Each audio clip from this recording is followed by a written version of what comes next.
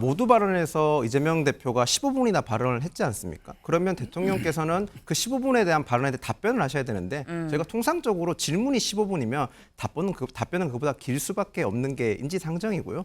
그리고 또 한 가지는 대통령 아무리 거대 야당의 대표를 할지라도 국정을 운영하는 대통령보다 뭐 국정에 대한 자세한 수치라든지 또는 국외 정세에 대해서 많이 할 수는 없습니다. 그런 부분에 대해서 설명을 하다 보니까 압축을 합니다. 그러면 의제에 대해서 결론부터 얘기하죠. 이태원 참사 특별법 어떻게 할 것입니까? 이 부분은 뭐 검토하겠습니다. 하겠습니다. 못하겠습니다. 이유는 이렇습니다. 이렇게 하면 85분 얘기할 게 뭐 있어요.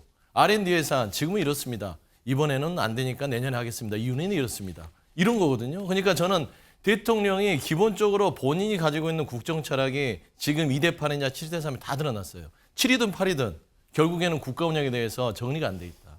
그래서 한 15분 정도 모두 발언하고 그 이후에 회담의 형식이 대표께서 이제 화두를 좀 꺼내시면 윤석열 대통령께서 답변을 하셨는데 답변이 상당히 길었습니다. 현준호 우리 실장님이 시간 계산을 해보니까 한 85대 15 정도 됐던 것 같아요. 그러니까 모두 발언 이후에는 윤석열 대통령께서 상당히 많은 말씀을 하셨다고 언론 보도의 명예훼손에 의한 압수수색 문제를 먼저 말씀을 하셨고요.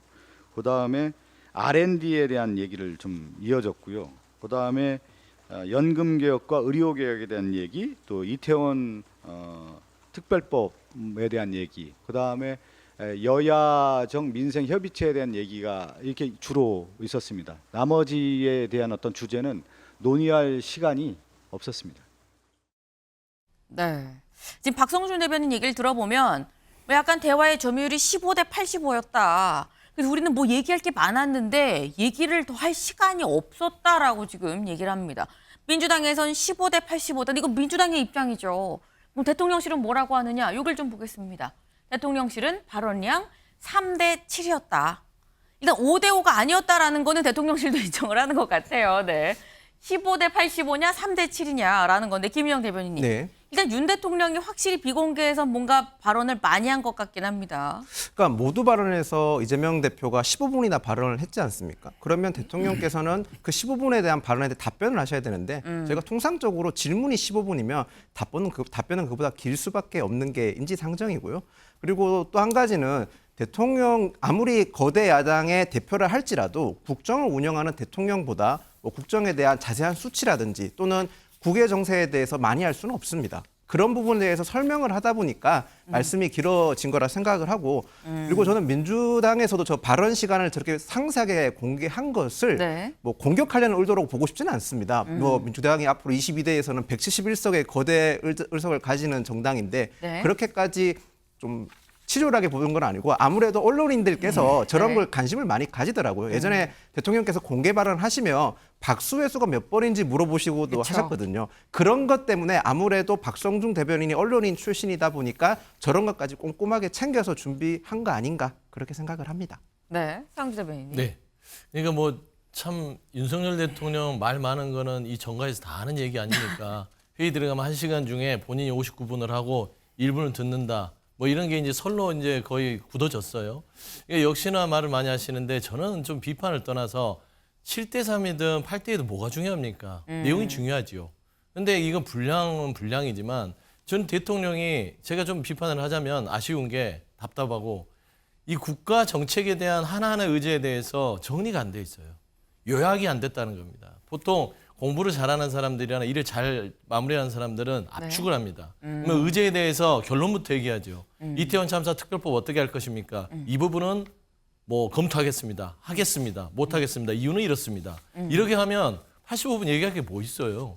R&D 예산 지금은 이렇습니다. 이번에는 안 되니까 내년에 하겠습니다. 이유는 이렇습니다. 이런 거거든요. 그러니까 저는 대통령이 기본적으로 본인이 가지고 있는 국정 철학이 지금 2대 8이냐 7대 3이 다 드러났어요. 7이든 8이든 결국에는 국가 운영에 대해서 정리가 안 돼 있다. 저는 좀 그런 부분에서 굉장히 안타깝습니다. 혹시 전략적으로 그렇게 한 건 아니겠느냐? 아니 습성일 수도 있어요. 대통령 자체가 말 많으신 게. 근데 거기까지는 이제 어떤 성향이지만 중요한 거는 영수회담이라는 자리를 준비할 때는 뭔가 어떤 의제들을 얘기하실 줄 알았다며요. 그랬으면 하나하나 의제에 대해서 요약과 어떤 답을 준비를 하셨어야 되는데 장황했다는 겁니다. 그래서 그런 부분에 있어서는 대통령 지난 2년의 국정이 왜 그랬는지 알겠다. 그렇게 좀 생각이 됩니다. 굉장히 지금 쓴소리를 하셨어요. 정리가 안 돼 있었다라고 혹평을 지금 하셨는데 윤영걸 대표님 네. 어떻게 보십니까? 뭐 그런 면도 있을 수 있겠지만은 어제 회동은 상대방을 본 게 아니라 자기 지지층만 보고 한 거다. 그래서 좀 한계가 있었다.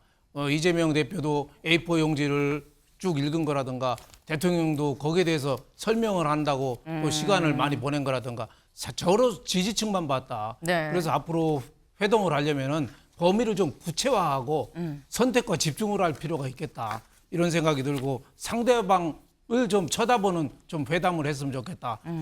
뭐 비판도 많지만은 저는 긍정적으로 보는 게 이번에 처음 시작 아닌가. 네. 그래서 의료 개혁 문제라든지 연금 개혁 문제에 대해서는 어느 정도 논의의 그 접점은 좀 찾을 수 있었다. 그래서 아예 안 하는 것보다는 늦더라도 이렇게 하는 게 좋다.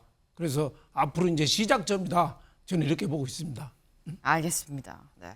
이 지금 얘기를 보면 민주당은 할 얘기가 좀 많았는데 지금 다른 얘기를 너무 많이 해서 못 넘어갔다라는 취지로 지금 얘기를 했습니다. 그리고 민주당이 얘기하려고 작심하고 있었던 게 이채 양명주였었죠. 이채 양명주 뭐냐?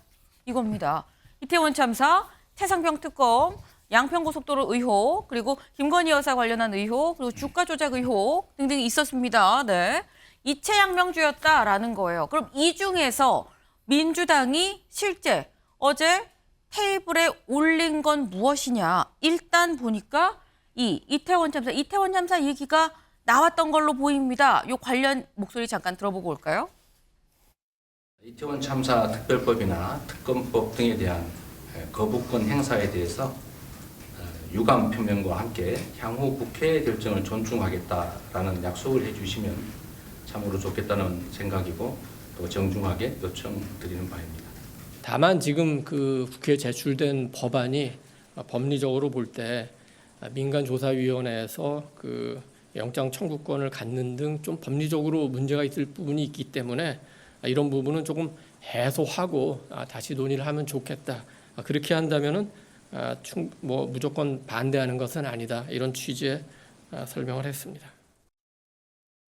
네, 제가 지금 이채 양명주 중에 일단 하나하나 좀 보려고 합니다. 이 이태원 참사 관련한 요 사안에 대해서 이태원 특검법에 대해서 얘기를 들어보니까 윤경호 위원님, 요건 살짝 좀 뭔가 얘기가 오가고 합의를 볼 여지가 좀 있어 보입니다. 그러게요. 그러니까 참사 특별법이잖아요. 그러니까 이거는 뭐 특검을 하자 이런 게 아니고 규명을 좀 제대로 하자. 규명을 제대로 하면 책임질 사람 책임을 좀 묻자 이런 거고 더 중요한 건 159명의 유족들이 무엇보다 안타까워 하잖아요. 여전히. 그거에 대해서 정부, 국가에 대한 신뢰가 지금 무너져 있으니까 그 지적이고 그게 아우러져서 표현된 게 왜 국회에서 법안 의결만 하면 거부권을 그렇게 무작정 행사하십니까? 이게 남아있는 게 해병대 최상병 특검법이잖아요. 이제 이거에 대해서는 거부권 행사하지 마세요. 그러니까 이채 양명주로 얘기되는 이거는 어떻게 보면 국민들이 원하는 정치 현안일 수 있어요.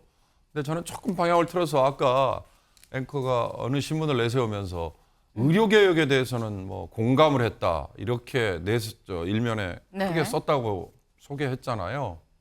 그런데 오늘요, 오늘 서울대병원, 세브란스병원 교수들조차도 이제 앞으로 외래 진료 안 하겠다라고 동참을 했어요. 그럼 또 확산됐잖아요. 또 하나 의대 정원 증원 문제가 오늘이 마감 날인 게 하나 있더라고요. 맞습니다. 입시 요강 대학별 몇 명을 내년에 받을 거냐. 그러면요, 어저께 만난 두 분이 대한민국 국정을 지금 책임지는 가장 정점에 있는 두 분 아니에요? 그러면 그보다 더 큰 현안이 어디 있어요?